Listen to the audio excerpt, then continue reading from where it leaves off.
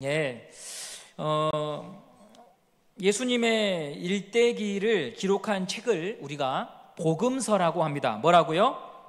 복음서. 그래서 신약 성경은 4권의 복음서가 있죠. 첫 번째 책이 뭡니까? 마태. 두 번째 마가, 누가, 요한복음이라고 합니다. 이 4가지 책을 사복음서라고 하지요.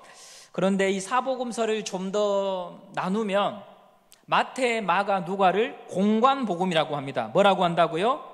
공관복음. 같은 관점으로 쓰여진 책이다라고 말해요. 반면에 지금 무슨 책이 빠졌냐면 요한복음이 빠졌습니다. 오늘 함께 보실 이 13장에 요한복음이 다른 복음서와 다른 점이 기록되어 있는데요, 예수님께서 돌아가시기 전에 제자들과 마지막 만찬을 해요. 이것을 우리가 최후의 만찬이라고 합니다. 그리고 그때의 식사를 일컬어서 성찬이라고 말하죠. 이것은 내 몸이다, 이것은 내 피다라고 하시면서 떡과 포도주를 통해 주님의 죽으심을 기념하도록 주님께서 제자들에게 분부하셨습니다. 모든 공관복음, 마태, 마가, 누가복음은 이 성찬에 대하여서 언급을 하는데요, 오직 요한복음은요, 식사를 하시는 장면을 기록하고 있지만 성찬에 대한 말씀이 없습니다. 최후의 만찬에 대해서 이야기하지만 성찬을 하라, 내 몸을 기념하라, 이런 말씀이 없습니다. 대신에 한 가지 공관복음에는 빠져있는 이야기가 있으니 그게 바로 세족식입니다. 예수님께서 제자들과 식사하는 도중에 갑자기 일어나셔서 제자들의 발을 씻기시잖아요. 성찬에 관한 기사는 요한복음에 빠져있고 세족식에 관한 이야기만 요한복음에 기록되어 있어서 학자들은 이렇게 이야기합니다. 세족식이 곧 성찬의 의미를 갖고 있다, 이렇게 말을 하는 거예요. 예수님께서 제자들의 발을 씻기신 이 장면이 공관복음에 기록되어 있는 그 성찬과 의미가 통한다, 이렇게 말을 합니다. 그래서 오늘 여러분과 이 세족식의 의미를 살펴볼 텐데, 첫 번째로 세족식이 우리에게 주는 의미는 여러분들이 잘 아시듯이 섬김이죠. 뭐라고요? 섬김입니다. 예, 많이들 들어보셨을 거예요. 종의 자리로 낮아지셔서 제자들의 발을 씻기신 예수님, 사람이라면 누구나 권력을 갖고 싶어 하죠. 사람을 부리고 호령하고 싶어 합니다. 을보다는 갑이 돼야죠. 직원보다는 그래도 한 번 사는 인생 사장이면 좋지요. 아랫사람보다는 윗사람이 좋습니다. 그런데 예수님은, 복음은 끊임없이 우리에게 낮은 곳으로 이렇게 말씀을 하십니다. 우리도 우리 주변에서 신앙생활을 하는 우리 동역자들 사이에서 낮은 곳으로 가시는 분들을 많이 만나요. 겨울철 한기가 도는 주방에 이른 아침에 들어가는 것 좀처럼 쉬운 일이 아닙니다. 저희 교회 지하 주방 난방이 안 되거든요. 음식을 만드는데 두꺼운 외투를 입고 할 수도 없습니다. 편한 옷을 입어야 됩니다. 그래 더욱 춥습니다. 뜨거운 물이 나오기도 하지만 찬물을 만질 때도 많습니다. 노동으로 치면 중노동입니다. 귀한 섬김이죠. 또 순원과 학생들을 챙겨야 하는 교사와 순장들의 섬김, 차라리 돈 얼마를 주라 이렇게 하면 쉬울 텐데, 사람의 마음을 열기 위해서 기다리고 애쓰고 기도해야 됩니다. 오늘 여러분들이 이 강단을 보시면 알겠지만 크리스마스를 위해서 꽃꽂이하고 또 저 밖에 있는 트리 장식, 그거 하나 하려면 일일이 다 수작업으로 해야 됩니다. 섬김은 시간도 필요하고 재능도 요구되는데, 섬김의 가장 중요한 요건은 그것이 가능하려면 자기를 부인해야 됩니다. 자기 부인은 제가 여러분들에게 죽는 거다라고 말씀을 드렸습니다. 왜 내가 해야 돼? 이렇게 사람들이 많은데 그 마음, 꼭 나여야 돼? 라고 하는 생각, 전에 내가 그것 때문에 얼마나 많이 힘들었는데 라고 하는 그 서운함이 죽어야 섬김의 자리로 다시 나올 수가 있습니다. 이 힘겨운 싸움을 멈추지 않고 매일 하시는 분들이 있으셔서 교회는 뒤뚱뒤뚱 걸어가면서 주님을 따라갑니다. 내가 무엇을 할고, 내가 그래도 건강이 있는데, 내가 그래도 예수님 만난 은혜가 있는데 무엇을 섬겨야 할까 고민하고 행동하는 성도들이 있기 때문에 이 교회 속에 인간의 모습만이 아니라 하나님의 나라가 있는 것이죠. 수요 예배까지 참석하신 성도님들은 그래도 주님을 향한 열심과 갈망이 있는 분들이라고 저는 생각합니다. 낮은 자리로 가신 예수님, 배단위로 가신 예수님을 우리가 정말 사랑한다면 주님이 계신 곳, 손길과 관심이 필요한 곳에 가셔서 손과 발이 되는 것이 마땅할 것입니다. 입술의 고백을 넘어서 행함의 고백이 있는 성도가 되시기를 간절히 소망합니다. 그리고요, 만일 건강상의 이유로 개인적인 열악한 환경으로 인해 몸으로 섬김을 하실 수 없다면 저는 한 가지 또 다른 섬김의 방법을 여러분들에게 말씀드리고 싶습니다. 평가자가 아니라 격려자, 위로자가 되어 주십시오. 뭐라고요? 평가자가 아니라 뭐가 되어 주시라고요? 격려자, 위로자요. 예를 들면 주일에 점심 드시고 짜다, 맵다, 싱겁다, 달다, 오늘 네 혀가 아프냐? 이렇게 말씀하지 마시고 추운데 주방에서 너무 고생하십니다, 이렇게 말씀해 주십시오. 저도 섬김의 사역을 하기 때문에 만일 제가 섬김의 사역에서 실수를 하면은요, 실수했다고 하는 것을 본인이 더 잘 압니다. 본인이 더 잘 알아요. 아, 오늘 주방 음식, 나 때문에 좀 그렇구나. 본인이 더 자책을 합니다. 설교자도 설교를 마치고 내려올 때 집이 아니라 백담 사러 가고 싶은 날이 있거든요. 그런 마음에 소금을 뿌릴 필요가 없죠. 어쩜 이렇게 독특한 맛을 내셨습니까? 백종원도 기절할 것 같아요. 평생 잊질 못할 음식이네요. 이렇게 하시면 되는 거예요.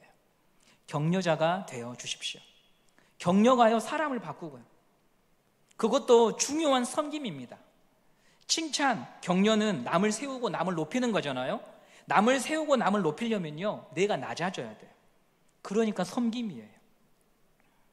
오늘 우리 중에 격려자만 한두 분 더 늘어나도요, 우리 주변의 온도는 좀 더 따뜻해질 줄 믿습니다. 좀 더 훈훈해질 것입니다. 이번 주에 여러분 점심 드시고 어떻게 하실 생각이십니까? 정말 맛있습니다. 그죠? 집에서는 표현 안 하셔도 저희 아내가 늘 집에서 저에게 물어보거든요. 오늘 어때? 맛있어? 이렇거든요. 여러분 교회에서라도 여러분들 정말 맛있었습니다. 아침부터 수고 많으셨습니다. 이렇게 말씀할 수 있는 우리 성도님들 되시기를 간절히 바랍니다. 세족식은 두 번째로요, 성찬과 연관 지을 수 있다. 이게 오늘 여러분과 나누고 싶은 사실 핵심 메시지입니다. 성찬은 주님께서 우리에게 내가 너를 사랑한다, 사랑을 베풀어 주신 자리예요. 나를 당신처럼 사랑하시고 받아주신 자리예요. 제자들을 사랑해요, 주님께서요. 물론 사람들도 다 사랑하지요. 오늘 글로와 카페에서 한 성도와 대화를 나누는데 창밖을 보니까 대청부 커플이 손을 꼭 잡고 꼭 붙어서 눈을 맞으면서 걸어가더라고요. 불러서 이렇게 같이 차를 마시고 싶었지만 들어도 안 듣는 척 할 것 같아가지고 부르지 않았어요. 아무리 추워도 그들은 추워 보이지 않았어요. 사람은 다 사랑하며 살아가요. 그런데 주님의 사랑과 인간의 사랑은 좀 틀리죠. 사람의 사랑은 한계가 있어요. 내가 가진 조건에 부합한 사람들을 사랑해요. 사랑이 되는 사람을 사랑해요. 만일 감정이 식거나 기준에 미치지 못하거나 사랑할 이유가 사라지면 등을 돌려요. 배신감도 느껴요. 예전에 저희 둘째 아들 핸드폰에 벨소리가 울렸어요. 누가 전화를 했지? 저희 아내가 둘째에게 전화를 한 거예요. 곧 화면에 발신자, 전화를 건 사람의 이름이 뜨잖아요. 이름이 어떻게 표시되었는가 하면 세상에서 제일 좋은 우리 엄마 하고 하트 8개가 떴어요. 엄마를 엄청 좋아해요. 이제 궁금해지기 시작했어요. 과연 나는 뭐라고 저장되어 있을까? 제 폰으로 둘째에게 전화를 걸어보았습니다. 나는 하트 9개일까? 기대하며 눌러봤는데 2자만 떠요. 뭐라고 떴어요? 아빠. 사랑을 기대한 사람에게 사랑을 받지 못할 때 사람은요, 마음이 요동쳐요. 그렇죠? 배신감을 느끼기도 하고 식어버리기도 하고 다른 마음을 품기도 해요. 오늘부터 첫째만 사랑하리라. 인간의 사랑은 이처럼 변해요. 사랑이 변하여 증오가 되기도 하고 사랑이 폭력을 낳기도 하고 사랑이 한 사람의 인생을 무참히 파괴하기도 하죠. 이것이 우리 사랑이잖아요. 그러면 주님의 사랑은 어떨까? 오늘 본문 첫 절 말씀을 우리 보면서 함께 살펴보겠습니다. 13장 1절입니다. 시작. 6월절 전에 예수께서 자기가 세상을 떠나 아버지께로 돌아가실 때가 이른 줄 아시고 세상에 있는 자기 사람들을 사랑하시되 끝까지 사랑하시니라. 주님이 사랑하신대요. 끝까지 사랑하신대요. 그런데요, 여기서 보시면 13장 1절을 보시면 우리가 한번 생각하고 주목해야 될 부분이 있어요. 누굴 사랑하신다고 나왔냐면 자기 사람을 사랑하신대요. 자기 사랑. 질문이 생겨요. 예수님의 사랑도 나처럼 편협한 사랑으로 보이거든요. 자기 사람만 사랑한다고 하셨거든요. 자기 사람만 사랑하는 것 때문에 세상은요 공평하지가 않아요. 자기 사람을 봐주고 감싸주는 것을 의리로 여기기 때문에 정치도 경제도 교육도 기댈 곳이 없는 사람들은요 너무너무 외로운 인생을 살아가잖아요. 자기 사람을 사랑하는 일에 평생을 매달린 사람 중 하나가 사울이에요. 이스라엘의 초대왕 사울이 평생 매달린 일은 이스라엘을 바로 세우는 것이 아니라 자기 사람이 아닌 다윗을 죽이는 것이 그의 평생의 과업이었어요. 이렇듯 자기 사람을 사랑하는 것은 사랑인 것처럼 보이지만 수많은 문제를 일으키죠. 순장이 자기 사람만 사랑한다. 목회자가 자기 사람만 사랑한다. 교회 리더들이 자기 사람만 감싸고 돈다라고 하면 많은 사람들이 상처를 받을 거예요. 대통령이 측근만 감싸고 돌면 나라가 위태로울 거예요. 그래서 예수님이 자기 사람을 사랑한다고 하는 이 구절을 우리는 그냥 넘어가서는 안 돼요. 도대체 이게 무슨 말일까? 자, 이제 살펴봅시다. 요한복음에 나타난 예수님과 하나님은 어떤 관계인가? 우리 요한복음 10장 30절 말씀을 함께 보도록 하겠습니다. 시작. 나와 아버지는 하나이니라 하신대. 예수님은 하나님과 항상 함께였고 예수님의 뜻이 하나님의 뜻이셨습니다. 하나님께 영광을 돌리셨고 하나님의 뜻에 순종하셨습니다. 하나님의 말씀을 들으셨고 거기에만 반응하셨습니다. 그래서요, 여기서 말하는 자기 사람이란 하나님의 사람을 의미해요. 하나님께 속한 사람, 하나님이 택하신 사람, 그 사람이 바로 자기 사람이었던 것이죠. 예수님에게 유익이 되는 사람, 예수님의 마음에 맞는 사람이 아니에요. 요한복음 6장 44절을 보면 그 의미가 더 분명합니다. 자, 시작. 나를 보내신 아버지께서 이끌지 아니하시면 아무도 내게 올 수 없으니 오는 그를 내가 마지막 날에 다시 살리리라. 예수님께 오는 사람은 누가 보내신 사람이라고 나와요? 아버지께서 보내주신 사람. 예수님이 말씀하신 자기 사람은 하나님이 예수님께 보내주신 사람. 욕심을 위해 곁에 둔 사람이 아니고 내 마음에 맞고 알아주는 사람이 아니라 하나님이 보내준 사람이면 누구든지 예수님은 그를 자기 사람으로 받아들이고 끝까지 사랑하신다는 거예요. 교회가 행하는 다양한 섬김과 사역이 있습니다. 선한 일인데요, 진행되는 과정 속에서 다툼과 갈등만 남아서 상처만 되는 일들이 참 많아요. 이런 안타까운 일들의 면면 속에 오늘 우리가 생각하고 있는 이 자기 사람만 사랑하는 것, 그것을 벗어나지 못한 문제로 인하여 구제, 선교도 자기 사람에게만 주려고 하는 이 문제들로 인하여 많은 교회들이 아파해요. 대청부가 처음 구역 모임, 세일 모임을 조직할 때 이런 부분에서 갈등이 참 많았습니다. 구역과 셀을 편성해서 발표하니까 목사님, 저는 절대로 저 사람과 함께 할 수 없습니다. 만일 한 조로 묶어두시면 저는 셀 모임 안 갑니다. 예배만 드리고 집에 갈 겁니다. 교회에 나오지 않을 수도 있습니다. 이런 불평들이 1년 내에 터져 나왔어요.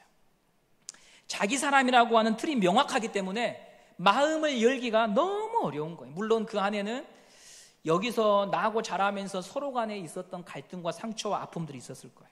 그런데 감사하게도 이제 4, 5년이 지난 이 시점에서 보면은요, 자기 사람이라고 하는 이 틀의 변화가 많이 일어났습니다.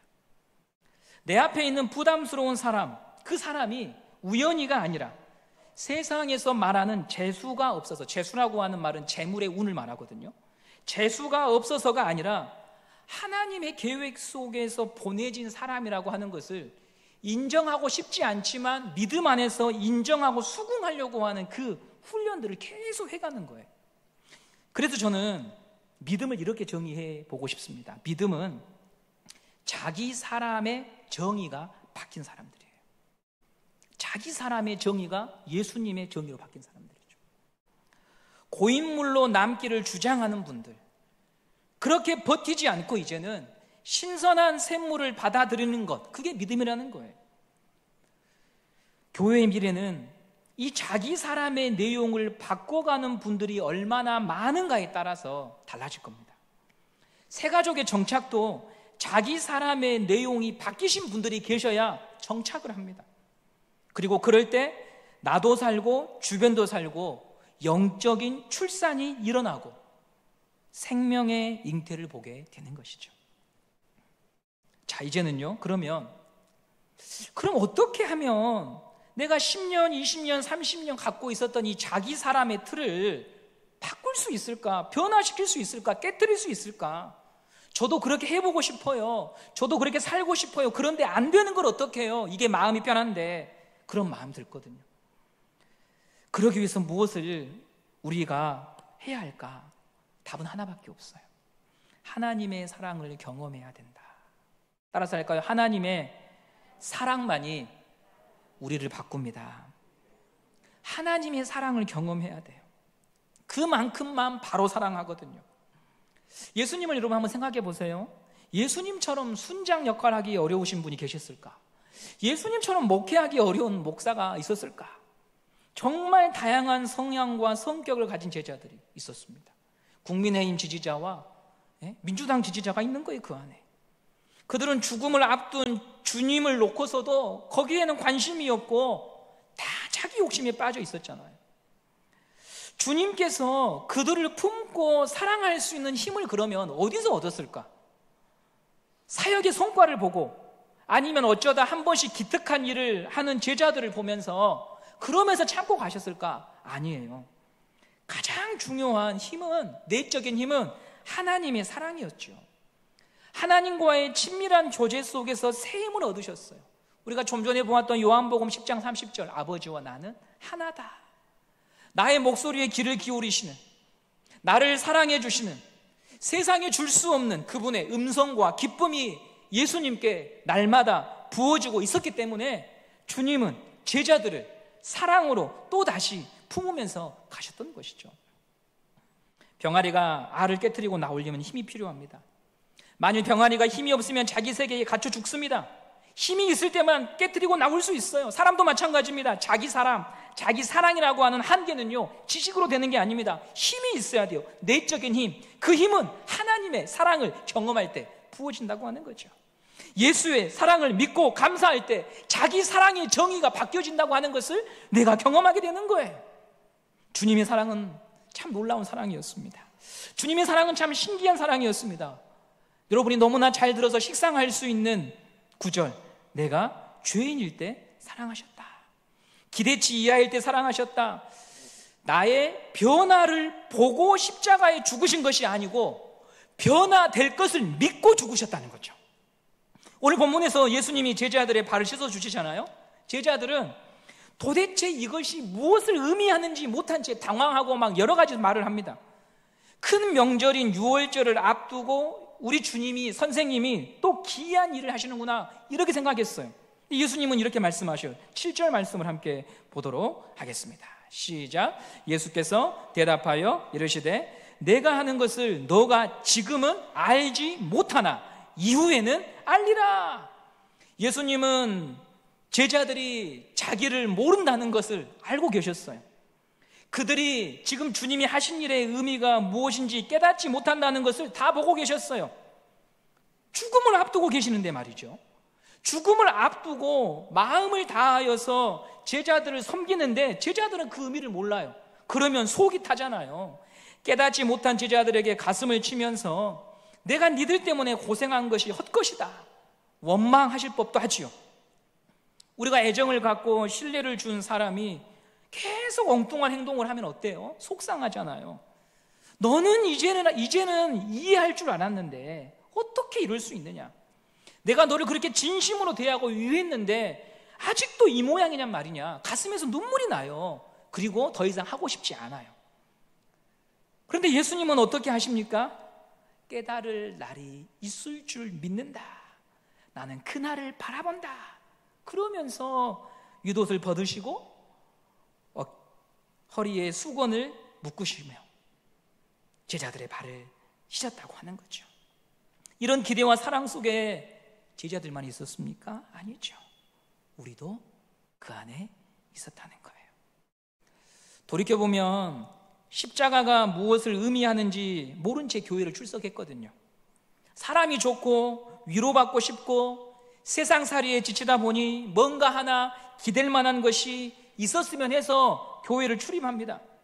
그저 나를 위해서, 아니면 내 건강과 나의 사업장과 경제적인 목적을 위해서, 우리 가족을 위해서 발을 디딘 거예요. 주님을 사랑해서가 아닙니다. 그런데 주님은 그런 우리를 환영하시고 환대하시고 대접해 주십니다. 나는 자기 세계에 갇혀서 내 재산, 내 건강, 내 가족 이상으로는 마음을 넓힐 수가 없는 사람인데, 옹졸한 사람인데, 주님은 나의 미래를 바라보시면서, 깨달을 나를 바라보시면서 그런 나를 환영하시고 품으시고 데리고 가신다는 거예요. 용돈이 떨어질 때만 연락하는 자식들, 부모는 그런 자식을 위해서 자기 자신을 한없이 내어줍니다. 깨닫지 못하고 부모의 기대에 미치지 못하지만 끝까지 사랑하시는 그 사랑으로 오늘 우리가 여기에 있는 것입니다. 이 사랑을 예배를 통하여, 개인적인 경건 시간을 통하여 경험할 때 자기 세계라고 하는 그 두꺼운, 자기 사람이라고 하는 그 두꺼운, 누구도 깨트릴 수 없는 그 알을 깨고 나올 수 있는 거예요. 이건요, 밖에서 깰 수가 없어요. 하나님의 사랑을 경험하여서 우리 안에 부어주시는 그 사랑이 있을 때 우리가 그걸 깨트리고 나와야 하는 것이죠. 자기 사람의 정의를 바꾸려고 하는 의지는 주님의 사랑을 믿고 알고 경험할 때만 일어나는 것입니다. 순에 관심이 없는 성도, 아무리 연락해도 차단하는 성도, 문화상품권 줄 때만 나오는 학생, 식당 봉사일 때는 기가 막히게 피해가는 아무개, 작년이나 올해나 준 것 없이 미워 보이는 사람들, 매번 음정이 틀려서 새로운 음악을 창출하는 대원들, 그들의 내일과 내일 모레를 믿고 사랑하고 기대할 수 있는 힘은 성품이 좋아서가 아니라 하나님의 사랑이 우리를 그렇게 가능하도록 만드는 것입니다.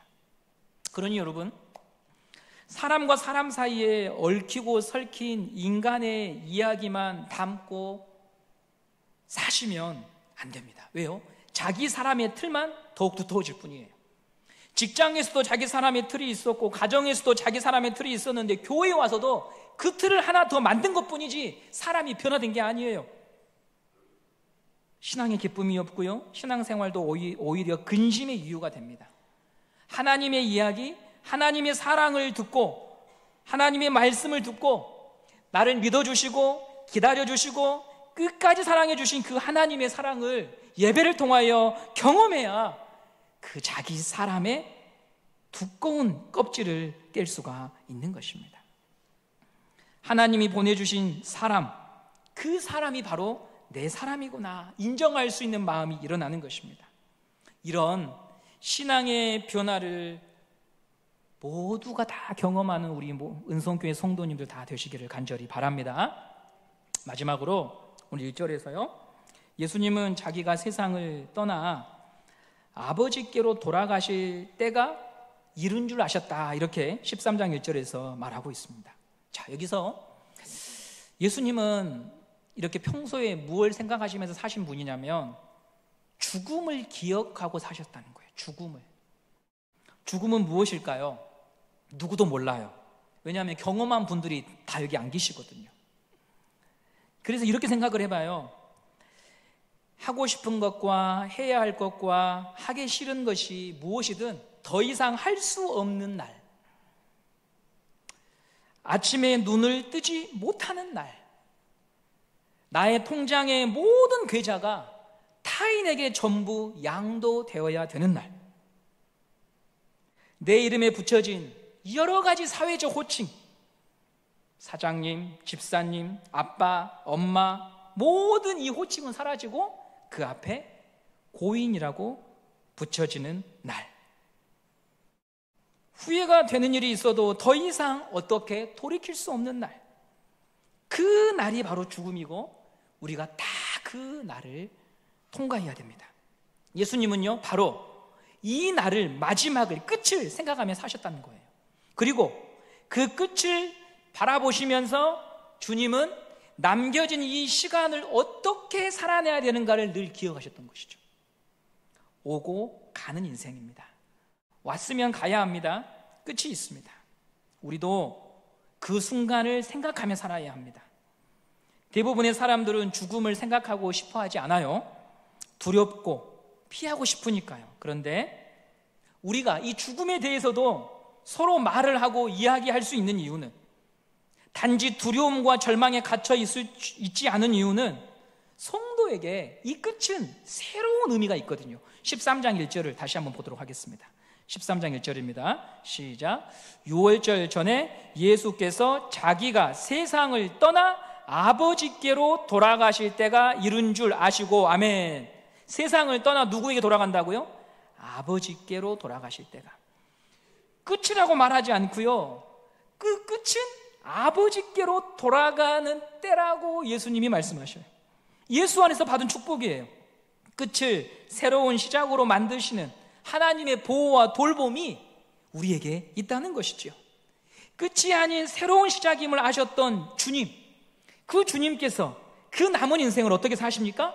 자기 사람을 사랑하며 사셨다는 거예요. 우리가 끝이 아니라 아버지께로 돌아가는 새로운 시작임을 정말로 믿고 산다면 우리 마음 안에 여유가 있고 넉넉함이 생길 수 있다고 하는 거예요. 그래, 내가 이해하지. 그래, 내가 좀 참지. 그래, 내가 좀 기다려보지. 왜요? 우리는 그 끝에 무엇이 있는가를 아는 사람이기 때문에. 하나님이 하시고자 하시는 나를 향하여 가지고 계신 계획이 악하지 않고 선한 것이며 죽음마저도 새로운 일로 바꾸시는 하나님인 줄 우리가 믿고 알기 때문에. 그래서 더 이상 예수 만나기 전에 자기 사람이 아니라 예수 만난 이후로 하나님이 우리에게 보내주신 자기 사람을 사랑하는 연습을 끊임없이 하는 성도가 된 것입니다. 이 오고 가는 인생 속에서 성도 여러분, 자기 사람의 정의가 바뀐 사랑을 우리 모두 한번 실천하고 살아봅시다. 자기 사람의 정의를 바꿔가는 이 일에 우리가 한번 애를 쓰고 힘을 써봅시다. 그래서 하나님이 기관으로 묻고 순으로 묻고 섬김의 어떤 단체로 묻고 하시는 거예요. 거기에 우리 마음은 저 사람은 안 들어왔으면 좋겠고, 나이로라도 끊어가지고 어떻게든 내보냈으면 좋겠고, 지옥으로라도 끊어가지고 어떻게든 바꿨으면 좋겠고 하는 우리 마음이 있잖아요. 그런데 그것을 다 들어주면 우리는 사랑의 능력이 없는 자가 될 거예요. 그것을 감안하고 살아야 됩니다. 그것을 품고 가셔야 하나님의 사랑을 우리가 진실로 알게 되는 것입니다. 이 연말에 이 말씀이 여러분의 마음에 중요한 하나의 지표가 되셔서 자기 사람을 사랑하신 그 예수님의 사랑, 그것이 우리가 가야 할 길임을 알고 그것을 위해 하나님의 사랑을 날마다 구하고 경험하는 우리 모든 은성교회 성도들 되시기를 간절히 소망합니다.